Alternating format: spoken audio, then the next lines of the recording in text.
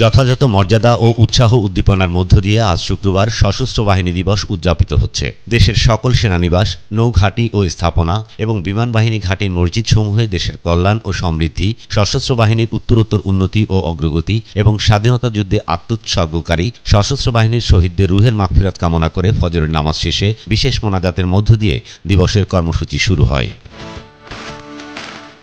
দিবসটি উপলক্ষে রাষ্ট্রপতি ও সশস্ত্র বাহিনীর সর্বাধিনায়ক মোহাম্মদ শাহাবুদ্দিন এবং প্রধান উপদেষ্টা প্রফেসর মোহাম্মদ ইউনুস পৃথক পৃথক বাণী প্রদান করেছেন। ১৯৭১ সালের মহান স্বাধীনতা যুদ্ধে আত্মোৎসর্গকারী সশস্ত্র বাহিনীর সদস্যদের স্মৃতির প্রতি শ্রদ্ধা জানিয়ে রাষ্ট্রপতি ও প্রধান উপদেষ্টা শুক্রবার সকালে ঢাকা সেনানিবাসের শিখা অনির্বাণে পুষ্পস্তবক অর্পণ করেন। এরপর সেনাবাহিনী প্রধান জেনারেল ওয়াকারুজ্জামান, নৌবাহিনী প্রধান অ্যাডমিরাল মোহাম্মদ নাজমুল হাসান এবং বিমান বাহিনী প্রধান air chief marshal Hasan Mahmud Khan নিজ নিজ বাহিনীর পক্ষ থেকে শিখা অনির্বাণে পুষ্পস্তবক অর্পণ করেন।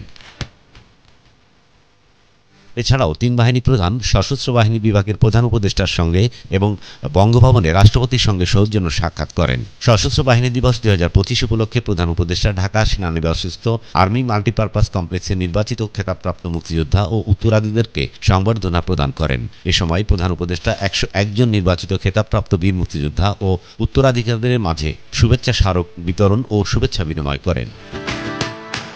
অনুষ্ঠানে মুক্তিযুদ্ধ বিষয়ক মন্ত্রণালয়ের উপদেষ্টা, প্রধান উপদেষ্টার বিশেষ সহকারী এবং রোহিঙ্গা সমস্যা বিষয়ক হাই রিপ্রেজেন্টেটিভ, সেনাবাহিনী প্রধান, নৌবাহিনী প্রধান, বিমান বাহিনী প্রধান, প্রধান উপদেষ্টার কার্যালয়ের মুখ্য সচিব, সশস্ত্র বাহিনী বিভাগের প্রিন্সিপাল স্টাফ অফিসার, প্রতিরক্ষা মন্ত্রণালয়ের সচিব, মুক্তিযুদ্ধ বিষয়ক মন্ত্রণালয়ের সচিব সহ অসামরিক ও সামরিক ঊর্ধ্বতন কর্মকর্তাবৃন্দ উপস্থিত ছিলেন। এদিকে দিনটি যথাযোগ্য মর্যাদায় পালনের জন্য ঢাকার বাইরে দেশের অন্যান্য সেনা গ্যারিসন, নৌজাহাজ ও স্থাপনা এবং বিমান বাহিনী ঘাঁটিতেও বিভিন্ন কর্মসূচি পালিত হবে। ঢাকা, খুলনা, চাঁদপুর, বরিশাল ও চট্টগ্রামে বিশেষভাবে সজ্জিত নৌবাহিনীর জাহাজসমূহ আজ বেলা ২টা থেকে সূর্যাস্ত পর্যন্ত সর্বসাধারণের দেখার জন্য নিকটস্থ ঘাঁটিসমূহে অবস্থান নোঙরকৃত অবস্থায় রাখা হবে।